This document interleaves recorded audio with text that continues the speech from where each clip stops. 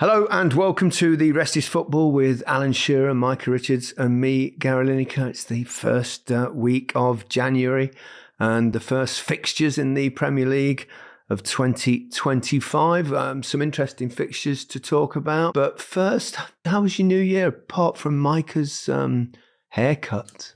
You've had a little trim, haven't you? You've trimmed it down. Just a little shape up, you know. Took about 5 years off me, didn't it? Imagine if they took the rest off. Be like you are. Did you did you pay double for that, Micah? Or? No, I paid the same price as usual. Yeah. I paid for his time, not the haircut, Gary. You know this. Did anyone have a big New Year's Eve or? I was sleeping at 10 o'clock. I was sleeping at 11 o'clock, woken 12 o'clock by fireworks almost right outside my window, which was, yeah. You old farts, what's up with you? So was I, actually. The rest is old farts. The rest is old farts. I was in bed at 10:30 as well. I was awoken by the fireworks at midnight as well. So I went to the pub the next day. Anyone watch the darts?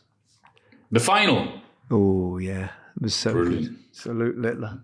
Little congratulations. Incredible, wasn't to Luke it? Unbelievable, Littler. Yeah. For 17, it's remarkable. It's madness, isn't it? Generational talent, remarkable. Absolutely superb. He'd probably have been happy with the game that he saw at Anfield because I think he's a Man United fan, isn't he? Luke Littler. I mean, the second half was fantastic, wasn't it? I mean, a real, obviously, different kind of performance from Manchester United than we've seen in recent weeks. And it was end to end, wasn't it? Really entertaining. I thought Man United were excellent. What I would say is that I would imagine the manager and the fans are going to be saying the same thing, is they've now set their standard. Without doubt, that was their best performance. They've been under the cosh. They've been criticised left, right and centre. But when you put in a performance like that, and I thought they were the better team. I thought they were tad unlucky, perhaps could have won it in the last minute with a Maguire chance. But I thought they looked up for it. They looked organised. I thought there was some really, really good performances. Bruno Fernandes, Kobe Mainoo, Dalot down the left-hand side. Harry Maguire, I thought, was excellent. So, yeah, that's their standard now. I was really, really impressed with Man United. To coin a phrase that I think it was Jimmy Greaves that first came out with it, football's a funny old game, isn't it? Okay? It really is. I think we have to give credit to Amarin, the manager, because remember the last pod you was talking, Al, maybe about should he change it, will he change it? And we had... I said he won't change it, rightly or wrongly, but imagine trying something different. So what we've learned today is that formation can work as long as they've got the right personnel and people are prepared to run. So I totally agree with you, Alan. They've set the standard now. They're just so inconsistent. It's not a fact that we expect them to play a high level like that every single week, because sometimes you know what it's like when you lose a little bit of confidence, but you can start to see little patterns emerging. I think the main difference for me watching it is how aggressive the centre-halves were. So do you remember the game against Newcastle? It was obviously a different two. It was Eriksen and Casemiro, but at times it wasn't helped by the three at the back. So at times there was going in really tight to Liverpool's midfield or strike when they needed to, and having that confidence to go in there with aggression. And I think that was the difference watching it from a defensive point of view, and then managed to sort of get the ball from back to front on that transition with quality. And I think Fernandes made a massive difference with his team. I thought he was one of the players of the match as well. I thought the same, and Kobe Mainoo back in the starting lineup, which begs the question, why hasn't he been playing more regularly recently? But I think Manchester United fans, and a few of my friends are saying the same thing, how can they get themselves up for a game like that and look incredibly committed, yet again, in other games that we've seen, particularly in recent weeks, they almost a lethargic approach that's totally different. I mean, football is strange that way. You can lift yourself for a certain performance, but you know, when you're a club of Manchester United stature, You expect that sort of commitment week in, week out. And now I suppose they'll be saying, right, okay, that's a really good performance. Now what you're going to do, follow that up and let's have a run. And obviously that'll, dependent on circumstances and stuff. And I think actually, and we saw the same thing when they won at City, I think it suits them a little bit playing against teams that are really good and attack. And because they're almost a counter-attacking team in some ways. That's what we've seen in the last 2 or 3 seasons. Amorim's, that's not necessarily his chosen style of football, but I think on this occasion it certainly worked, and it was very much sort of a basketball kind of game in the second half. But I think the United fans will be going, well, that's the commitment we want to see week in, week out. Fair? Yeah, without a doubt, fair and correct. And that's what I meant by they have to produce that every week. They've shown they can do that now. They've shown they've got the aggression. Where it's been, I couldn't tell you. And all the other things that the question marks have been put against them. Right, let's see what you've got now, boys. You've shown us it once. We need it every single week now, not just now and again. Show us every single week. And if they do, then they'll be all right. And if they don't, then the manager's obviously going to have a free pass to get rid of them. You've been a manager, Al, and you obviously have a way of playing. Does he? How quick could you work that out? You're trying to be serious here. Sorry, forgive me. Serious with his new Barnet. And you have a philosophy. You have a style of play, and your job as a manager is to get that message across to the players. He's come with a different formation. Do we need to give the players and the manager a little bit more time in terms of being able to do what he wants? Because it is difficult from playing, say, a fullback to a wing back. It is different from playing 2 at the back to 3 at the back with the spaces.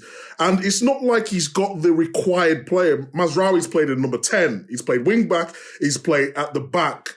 Xerxes normally likes to play with someone up the top because he's more of a 10 than a number 9. So he's still figuring out exactly what he needs to do, Would that be a fair comment? No, without doubt, I think, and he'll, rightly so, he'll be given the time to suss his players out, who he wants to keep and who he wants to bring in and who he wants to get rid of. And what has he been in? I don't know, just over 2 months now? Yeah. Something which like that. Which is nothing, really, is it? Which is nothing. And I mean, you're never going to get a free pass, but I think because of the issues that Man United have had for so long, he has to be given the time to do what he wants to do, to play the way he wants to play, and to bring in who he wants to bring in and also get rid of. It'll take time, but I think today he'll be feeling a damn sight better today and more confident in what he's trying to do when these players put in that performance. He'll sleep a lot easier tonight than he has done the last 2 or 3 months, that's for sure. I've had discussions with a close friend of mine who's a Manchester United fan, and he keeps saying, the players don't care. The players don't care. They're not trying hard enough. And from my experience of being a footballer, I don't think that's ever the case. I think that they do care. I think confidence plays a big part. It's the mental side of the game is hugely important. They looked really committed, but then the argument he'll now come up with is, see, they can make that effort, that extra effort when they want. They run the extra yards when they want because it's against Liverpool and it's a big game. And it's a reasonable point. Their next 2 or 3 games, I think they've got Arsenal away, next one. Then they've got Southampton at home and Brighton maybe at home, I think it is, if I'm not mistaken. And those 3 games or those 3 performances have to be like they've given against Liverpool. They can't come out of those games with people chucking those accusations at them again, because that will tell you everything. Yeah, I quite like that question, actually, Gaz, in terms of, because we do training on technique, on fitness. You don't really train your brain that much. I know some footballers see different sorts of people within the game to help them sort of focus better or get a better performance. But I don't know. I sort of throw the question back to you two. You two were elite elite players. I mean, I don't think anyone would ever question you two's ability in terms of working hard for the team. A little bit different to me because I was never the same caliber of player of you two. And when you're in that place where you think you're not good enough, it is difficult. You are genuinely trying your best. And I can say that, I talk about, not eating the right foods and partying and all that, but that was only minuscule. That was only a percentage. I did work hard as a footballer. It's just sometimes it just doesn't go that way. And sometimes you look at the players and say, maybe they're just not as good as we've given them praise for in the past. Maybe this is just their level, and sometimes their body language is not correct. So then we subconsciously think they don't want to or they're not working hard enough, And the one thing we know for sure is that however fans feel, the players will feel worse. From my experiences, most players, yeah. Most players. There's going to be the odd exception, but by and large, it's very hard to reach Premier League football level without having a really good attitude and wanting it to happen. But the lack of success and poor performances affects players in different ways. And, maybe this, I know it wasn't a victory, but it was a kind of victory mentally in some ways, will give them the lift. But we've seen these, I'm not going to describe this one yet as a false dawn, but there have been false dawns before. But ultimately, I think you're right, Micah. It comes down to the overall quality of your squad. Now, there are not many players in that Manchester United team, and it was a much improved team than we saw against Newcastle, that will get near to the starting lineup of Liverpool. So therefore, you've got to praise them to say, well, they've punched above their weight in this game to get a 2-2 draw against a team that's been flying. But we should probably move on to Liverpool as well. They've been so good this season. We've expected so much, and they trailed in the game and they came back and then they let their lead slip. It wasn't their best performance, but it was still, the second half was fabulous. End-to-end football, wasn't it? No, it was great. For the neutral, it was an unbelievable game to watch. You're right, it was end-to-end, two teams going at each other. Either team could have won it. But yeah, Liverpool, because of their such high standards in the vast majority of games they've played this season, they didn't reach those at all today. Now, whether you say, okay, well, Man United stopped them, or it was a bad day at the office for Liverpool, you can make your own mind up. But I suppose it'll give, I don't know, Arsenal. Arsenal are poor this weekend, didn't get their result that they needed. They've missed out on an opportunity. So the one thing, I guess, that other teams, Forest play tonight, isn't it, being Monday evening? So it's their league to lose, really, isn't it now? It's their league to lose, Forest. And Liverpool are conceding goals. That's maybe what would give other teams hope. I would say, yeah, an off day, but they've taken a point without playing well, so they move on, and that'll be their attitude, I guess. I think as a neutral, you think to yourself, if Liverpool had one, it looks almost all over. And if there's a slight, glitch in their performances and they drop a little bit, it keeps the league interesting. It's good for us on the podcast. It's good for us doing Match of the Day. You don't want the season to be over in April. And it was beginning to look that way. But we know football. You get little spells where things perhaps don't go well for you. But, it still wasn't an awful performance from Liverpool. It was just below the brilliance that they've shown this season. Yeah, but they can't be brilliant every game, can they? I think if you actually watch a lot of Liverpool's games, they've sort of started slow in first halves, and then second half come alive a little bit. I think there was disappointing. I thought their tempo was a little bit off. I thought their passing wasn't crisp. It might be because of the weather. Who knows? Obviously, there was, 6 inches of snow 4 hours before the game or whatever it was. But yeah, I don't know. They just wasn't at it. But they still managed to score 2 goals. You know, that man, Salah, captain, El Capitan. I told you yesterday, Gaz, I needed him. I'm having a brilliant week, so I'm happy. We were talking, watching the game when it was 1-0, we were going in down here. He said, this is the sort of game where Salah's been a bit quiet, but he'll probably end up getting a penalty. Yes. And he does. I hope you had Isak in your team as well, did you? Oh, he's got his round to Newcastle already. he's gone early. Yes, I do have Isak Allen. Yeah. Well done. Listen to your advice. There were two cracking finishes in that game. Martinez, they were kind of similar. That's why I'm bringing them up together. And the Gakpo one. It's brilliant. Fantastic. Two great finishes, yeah. It was, and the way they responded. Both teams, actually. Liverpool going 1 down, coming back to 2-1, and Man United coming back 2-2. And so it was a cracking game. Yeah, there were similarities in the two games that were played today. So we'll move on to Fulham, Ipswich, in the sense that it was all happening really in the second half, wasn't it?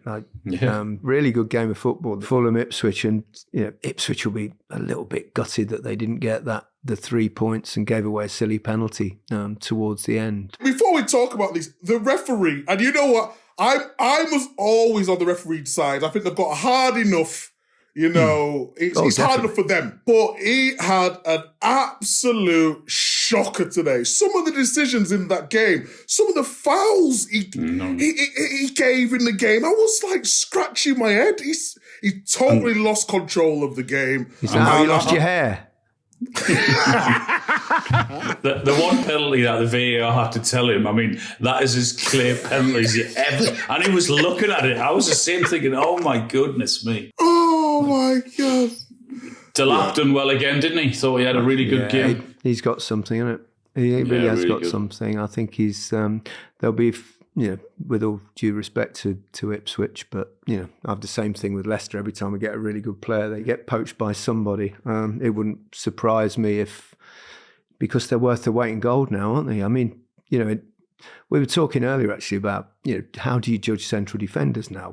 And their role's slightly easier. Whether you compare Van Dijk with the likes of, say, John Terry or a Rio Ferdinand. But you've got to remember that Terry and Ferdinand in their day would have come up against two strikers in the game, whereas now they've got, they deal with one between them, and they've got the issue where wide players can come inside and stuff like that. But, overall, though, the comparison with the amount of great strikers that were around, number 9s I'm talking about here, not the Salahs of this world, compared with now. So now you go, Haaland, Watkins, those sort of players.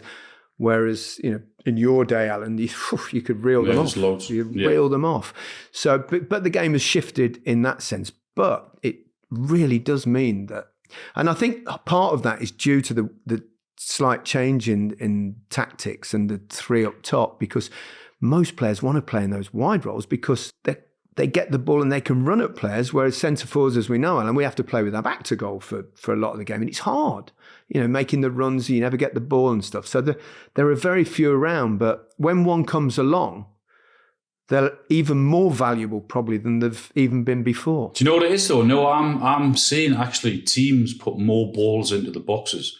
Not just one team, but most. I mean, Pedro Porro put an unbelievable cross in yesterday for Solanke to score his goal. I think it was Savinho put an unbelievable one because he was playing on the left-hand side, so he could whip it in with his left foot. There's been like 2 or 3 great crosses this weekend, and I'm thinking, okay, maybe the crosses are coming back into the game. But I know I've slightly gone off-piste a bit with that. But I think, look, going back to the Ipswich and Delap, I think for the Ipswich fans and players and Kieran McKenna, I think that performance today will give them great hope that they can actually get out of the relegation zone and give them hope of actually staying in the Premier League. I totally agree. I think we've mentioned Ipswich before with the players they have, and I think because they've done something so remarkable over the last couple of seasons, it's almost like a free hit. So when you look at it, the pressure's off, which then allows the players to just go enjoy it and say, we're in the Premier League and let's go play what we want to play and enjoy it. But then you get a little bit of belief. Delap's being good, we've mentioned. I thought Greaves was quite good today. Leif Davis, who's normally quite good, give away a silly penalty. But they've still got players who are willing to give it a right go and believe in their own abilities. And it's good to see a manager who's stick to his philosophy, who in a Championship or League One, and still play the same way in the Premier. Little bit of tweaks, a little bit deeper at times than the used to be, granted because it's the Premier League, but still trying to play entertaining football. And we see it with Russell Martin, where he tried to play the same way. It didn't work out for him. But McKenna's managed to play the same way with a few better quality players added to some of the players he had in the lower leagues, and just believing what they're trying to do, because we all wrote Ipswich off at the start of the season. We just didn't think they had the quality, but they've got a chance, and that's all, they can do. And it looks like they've gone in already. They've got Ben Godfrey, haven't they, on loan, and I think they put a bid in for the Doak at Middlesbrough. I know he's on loan from Liverpool, so it looks as if they're going to have a little bit of a go on the transfer window as well. So they've got a decent chance. I suppose the only slight criticism you could say in that game was perhaps the game management right at the end. Still going a little bit gung-ho. They're just a little bit, I don't want to call them naive, because I don't think it's fair, but I mean, sometimes just see the game out, You've done all the hard yards, but because they're so excited and confident, sometimes, but it was a tough game. I mean, Fulham's a tough game anyway, with the quality they have as well. So Jimenez is back to his best. I mean, after that horrendous head injury, he's scoring goals for fun now. So, Fulham's always a tough place to play. It's really good to see Jimenez back because that was a brutal injury. And I think most of us thought it's going to be really difficult for him, but it shows you what a gutsy individual he must be. But 2-2 draws today, because we're recording this on Sunday evening before Alan does Match of the Day. Just before we go to a break, Alan, your analysis on the two games tonight? My analysis is Diogo Dalot down the left-hand side for Man United and Delap for Ipswich. Good stuff. Okay, let's take a breather. When we come back, we'll talk about Saturday's fixtures. Welcome back to The Rest is Football with Alan Shearer, Micah Richards and me, Gary Lineker. And we're going to move our attention now to Saturday's games. Probably start with Arsenal-Brighton, which obviously finished in a draw, which wouldn't have been entirely satisfactory from Arsenal's perspective, given the fact that they're quite a few points behind Liverpool. But, I mean, let's talk about the penalty, because it was an interesting one, because I don't think in all the time that I've watched football, and that is an awfully long time, that I've ever seen a foul given, let alone a penalty given for what was clearly just a clash of heads. One player got the ball just in front of the other one, but as it turns out, both players actually headed the ball anyway, which I think VAR missed. It could set a precedent, because obviously every corner that comes in, players go up to head the ball and only one person can get there first. We've seen so many clash of heads, but they're never, ever given as a free kick or as a penalty. But on this occasion, it was. So what did you... I mean, I was with Micah. We talked about it. We did it on Match of the Day last night. What's your view? Well, we'll get onto the other one in the Newcastle game a little bit later when we talk about that. Because the Gordon one, Kulusevski, well, I think it was a lot worse than the one that we're talking about here. Agreed. No, I've never seen that given either, but I wouldn't be as strong as what you guys were on Match of the Day last evening, because what I would say to you is that, okay, it's accidental, but if someone deliberately goes for the ball and mistimes their tackle, still may touch the ball but takes the guy out, then that's a penalty. So tell me the difference. If you look at it in really slow motion, and let's pretend that Saliba didn't head the ball, but he clearly did. He headed it before he touched the player. Now, normally in a tackle in the box, if a player gets a toe in and gets it away and then he flicks the fella's ankle, normally now the referees will go, no, he got the ball. So that's to answer that question. But if you look at it in slow motion, it's very different to looking at it in normal speed. In normal speed, you would never have given. I think he's given the penalty. I don't think he could even see it properly. I think he gave the penalty because Joao Pedro went down screaming. And do we want to give penalties for that? Because that's what it is now. I mean, which is an aspect of the the modern game that I really, really dislike. Now, players have always tried to take advantage of referees and go down, but it's become worse and worse. And I think the reason for that is because so many more penalties are given now. So it encourages players to do that sort of thing. Now, I think also the difference is that with a clash of heads that it is always unintentional, because no one, unless they're in a rage and got to headbutt someone, which is different. But if two players are going to the ball, they're genuinely going to the ball, because if you clash heads, it fucking hurts, and you would never do that. So I thought I can understand why it was given, and I can understand why VAR didn't overturn it if they missed the fact that Saliba headed it, which I genuinely believe they did, because it was in the slow motion replays that we get at Match of the Day in the game after, whilst we're watching other stuff. I was sitting in the room actually in the office, and I went, Saliba touched it. It actually got his head on the ball. That was a perfect time for the referee to just go have another look, But VAR have obviously gone to him. I think they've missed Saliba's flick. I think But they're not gonna. They're talking about ref's call now, aren't they? And the ref is giving it. Unless it's an absolute howler like Alan likes to use, then they're not going to overturn it. It's ref decision. But I just think on something like this, he could have saved everyone. And if he would have seen it again and said, okay, he did get a little bit of a touch, but I'm giving the penalty because X, Y, Z. You hold your hands up. But it's like the fact that it was given, and it was like, you see the replays and all that sort of stuff, and whether it's slowed down or not, Gary's point of Saliba touched the ball, I think that is the most important bit. So I would agree with you, Alan, if he didn't get a touch and he just headed, I'd say, well, yeah, he's running in. Whether someone kicks you, knees you, or heads you, he stopped you from going to get the ball. But when I saw it again and I saw a little touch, I'm saying it's not a penalty. I really believe that that's the case, and it's obviously it's a costly one for Arsenal, because it's cost them a couple of points. But beside all that, I think we've had to say that, and it comes back to my point as well about VAR. It's really difficult when you go along the lines of, is it enough of a foul?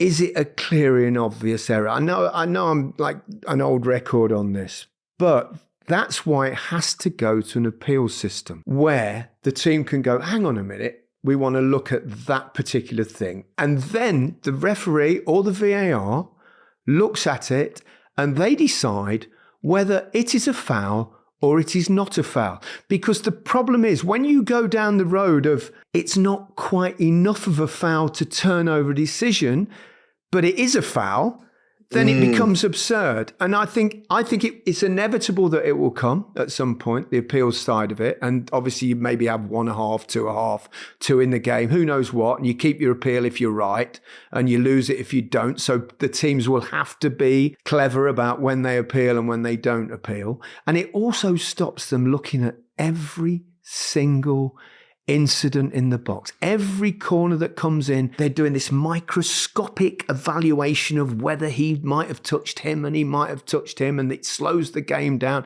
It will get rid of all that because the players you don't look at every decision. So you think yesterday Taylor gives the penalty, the referee, you would then say, as an Arsenal manager or captain, you would say, right, we want to appeal that decision. You would think he would go to the monitor and look at it and change his mind, do you? Yes, that's my absolute point.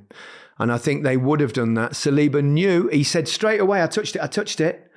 He knew, and they would have appealed. Then he'd have gone to the monitor, and I genuinely think that Anthony Taylor would have changed his mind. And the problem with VAR, they're looking at it and going, well, is it a howler? Is it a really bad one when we're not quite sure?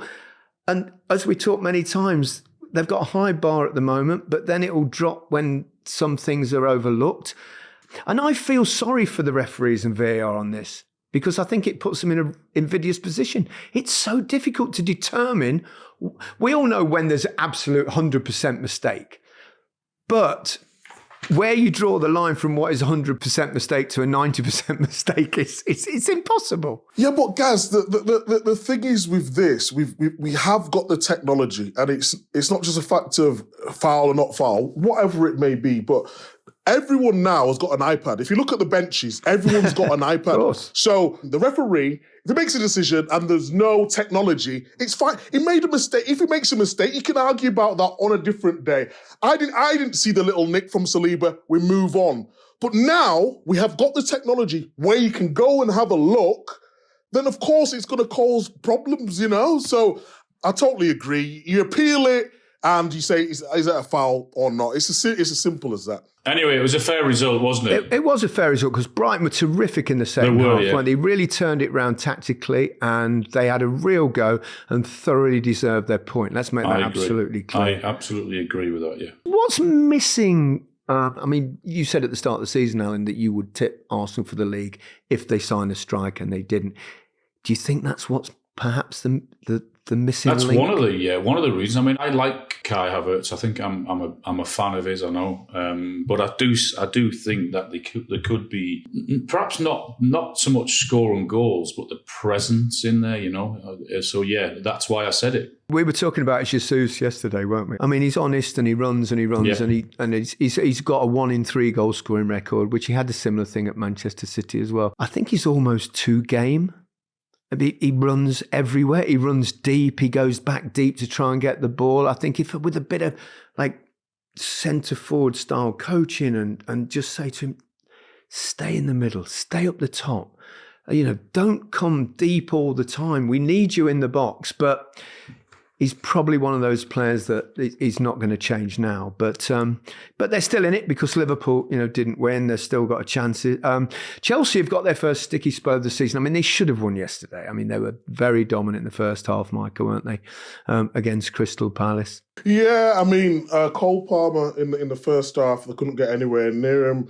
Danny Murphy did a nice little analysis piece on Palace in the second half and how they was more brave, they pressed a lot higher, stopped the supply into Cole Palmer by midfielders stepping out, then defenders stepping out. But we mentioned the word ruthlessness, didn't we, on the show? I think Jackson's a good player. I really rate him, but he needs to be more clinical. He needs to finish off games and put games to bed earlier on. And that is the difference. I mean, there's going to be times where teams are going to score against you. There may be good play, you might make a mistake, but they had too many opportunities to put that game away and they just didn't. And unfortunately, the last 4 games, it's costing them. Yeah, I think with Jackson, I mean, there's a lot of good in his game. The way he spins, his movement's really good. If he could just... And it's not easy if you're not a natural finisher. And I don't think he's a natural finisher. But if you work at it and train and all those things, if he can improve that facet of his game, I mean, he could be top class. And he's still obviously very young. So that improvement can come. But his movement's really good. He has a good relationship with Palmer. I think anyone that played up front would have a good relationship with him because he hit 1 ball in the first half.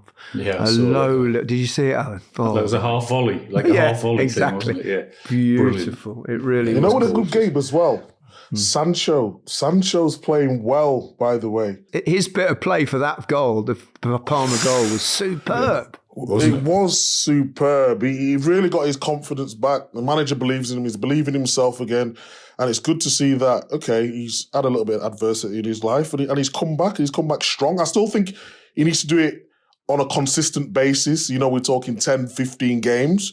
But yesterday, I thought it was really good. Alan, 6 in a row. Do you want to talk about your mob? Here we go. I was wondering when we were going to get around to the big boys. Yeah, I was at Tottenham yesterday. I did PLP, so I was pitch side for the game, and it was a really good game actually. And Spurs deserve a bit of credit because they came back into it in the second half. But Newcastle are flying. They've got great confidence. Isn't football amazing? Because 4 or 5 weeks ago, I think you asked me, is Eddie under pressure? It's but you now were seriously grumpy. about Newcastle, and now it's funny where they've found that energy again, isn't it? Like, it just shows you, doesn't it? A little bit of success, a couple of wins, and you do it. And it's, I mean, the midfield three. Also, I think Danny did a piece on them as well last night.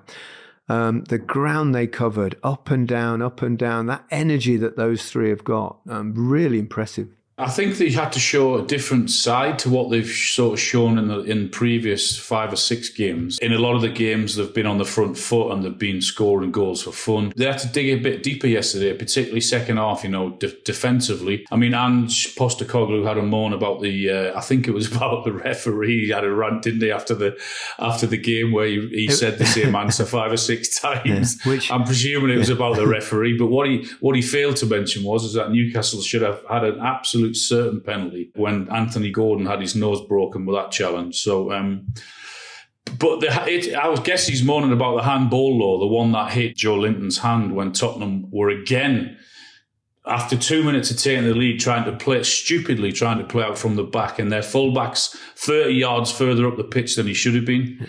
Do you think that was a handball, Alan? No, not under. I hate the handball current law. Guidelines, yeah. I hate the handball law. I hate right? it too. But under the current handball law, that is not handball. The one at Anfield today was.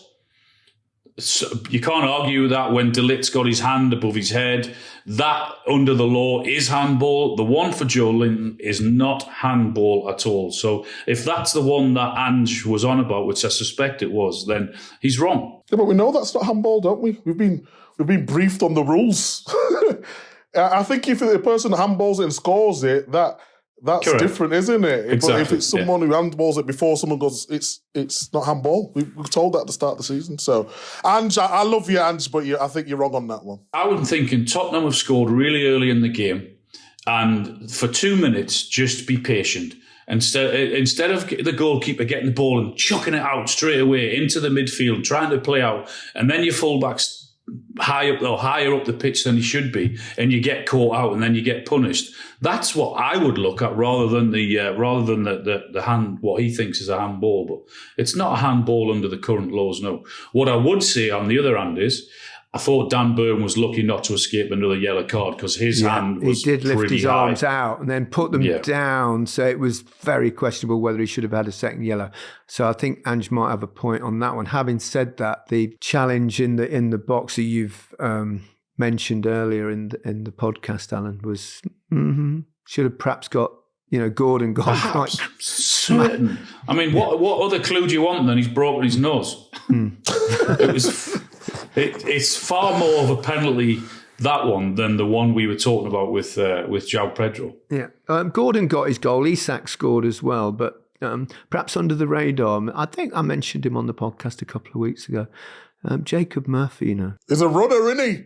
Real energy, isn't he? Up and down, up and down. Yeah, he's. I mean, the pace that they've got up top, Newcastle, and with the guile and the aggression and everything they've got in midfield, that's why it's working so well for them. Because Murphy's got real great energy. He's really quick and he gets balls into the box, which is what I like as a forward. Isak's got pace and he's on fire. He's having the time of his life.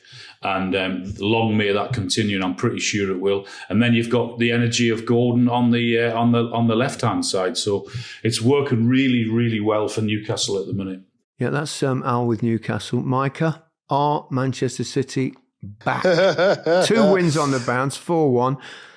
Still question marks though. Even Pep said it himself. We're not anywhere near back to our best, and the energy levels are nowhere. I don't think they are. I think Savinho played really well. Al mentioned before that left hand side, he just looked really comfortable and confident on that left hand side. Had loads of space against Kufal, and he put in early balls and talk about that early cross for sometimes with Haaland and his movement and. People have sort of worked out what he's trying to do. He's looking for that ball in behind. He's got cute movement within the box, but at times there's no space. You guys, strikers, know that when there's no space, it's very difficult. When the box is crowded, people are putting their midfielders in there, stopping him, allowing him to run. But I just think when you cross the ball early like that, and he's got that movement, that's another weapon that Man City can use. You know, how many times has Alan said, cross the ball in early, and they come back and they go round, they circulate the ball, and it comes to nothing. So on the ball, I thought they're very good, but off the ball, still the same old stories, to be honest, guys. I mean, yeah, big spaces in midfield. Big space, and it's obvious, but I think the next step is now, do Man City go with two, not holders, but midfielders who stay in there? Play with like a 2 and a 1 rather than a 1 and a 2, just to nullify that space and have the midfielders as the third man run instead of already being in there. Because Kovacic is not Rodri. We know that. I don't think they're in the same league. But he's exposing there a lot. And what's happening with Rico Lewis? Rico Lewis is going in there to make the two in midfield with Kovacic. But when the ball spreads to the wing, Rico Lewis is acting like a right back, so he has to go towards the ball. Then Kovacic is left alone, and then you've got Foden, De Bruyne, Bernardo Silva, 20 yards in front, and he's there exposed. So, yeah, there's still a lot of work to do, but, I mean, it was just nice for them to get a good win. What I find fascinating is I've watched Pep Guardiola teams for a long time, and the one area of the pitch that they've always dominated and always tried to get extra people is in midfield. And suddenly that's gone away. Now, obviously, he's not got certain players available to him, and their energy levels look a dip. But that is something of a surprise. They have tried in terms of their recruitment. I mean, don't forget they spent a combined of around about 100 million on Phillips and on Nunez to get to play in that position. And but one of the reasons why they brought Gundogan back was to try and fill that position. And their recruitment hasn't worked in and around there, and that's one of the reasons why they're struggling in the midfield. It's fascinating, isn't it, that all of a sudden their recruitment, which has been always so on the mark, has just dipped ever so slightly. Before we move on and just end the podcast, because I know you've got to go and do Match of the Day too, Alan. Haaland, despite City's struggles, is still only 2 goals behind Mo Salah in terms of the Golden Boot race, which, you know, where Salah has been amazing, and the assists that he's had as well is added to that, of course, not just the goal scoring, but it just shows you that, you know, Haaland will still sneak in a few goals here and there, wasn't it, even when they're perhaps struggling. Whoever wins it, Haaland won't be far away from them if he doesn't win it himself. There's no doubt about that. A little word on friend of the pod, Thomas Frank's team, Brentford winning 5-0 at Southampton. It was an extraordinarily one-sided game. I mean, Saints, I felt for them actually. They looked in a complete mess. It was almost shambolic at times in the second half. But, you know, Brentford, it's weird, isn't it, that they couldn't win away games at all and couldn't lose at home. They kept winning at home. Now they've lost a couple at home and won a couple away. Football's daft. Are they a better team without Tony or not? That's the question to you, Micah. You're the one that suggested it. I think you said it. You said it though, guys, didn't you? In forward positions, they've got some really talented players. Boomo and Visser and really Shardy's been playing well. Yeah, absolutely. Damsgaard has been playing really well since he come into the team. Yeah. Shardy's particularly smooth operator in there, I think. Hey! Alan, I just want to ask you, you were at Ibrox, weren't you, for the... I was, yeah. For the Old Firm game? I got an invite through a director at Rangers, a friend of mine, and I went up with Steve Harper and a good friend of mine, Peter Davison. There wasn't any Celtic fans in there, but the atmosphere that the Rangers fans generated, because I think if everyone was honest, that not many people expected Rangers to win the game the way their season's going. So it was a great game, and Rangers did unbelievably well to win the game. So yeah, we just went up for the day. It was only 2.5 hours from Newcastle, so we just drove up in the morning, watched the game, and then drove back. It was great. Have you ever been to one, Micah? Old Firm game? Yeah, I've been to one. Celtic Park, it was ferocious. It really is. It's aggressive. Oh my God. It's something else. You think the derbies down here are up there? It's just different, isn't it? It is mad, isn't it? I think the next one is at Celtic, and they're allowing a small number, maybe 2,000 or 3,000 of the Rangers fans in, and then and Rangers have to do the same again when Celtic come to Ibrox. So it's just a brilliant atmosphere when both sets of fans are in whichever ground. It certainly is. Okay, well, that's all for today's episode of The Rest is Football. We'll be back on Wednesday with a question and answer episode, answering some of your excellent questions. So we're looking forward to that one. Have a great week, everyone, and goodbye from me. Goodbye from me. Goodbye from me.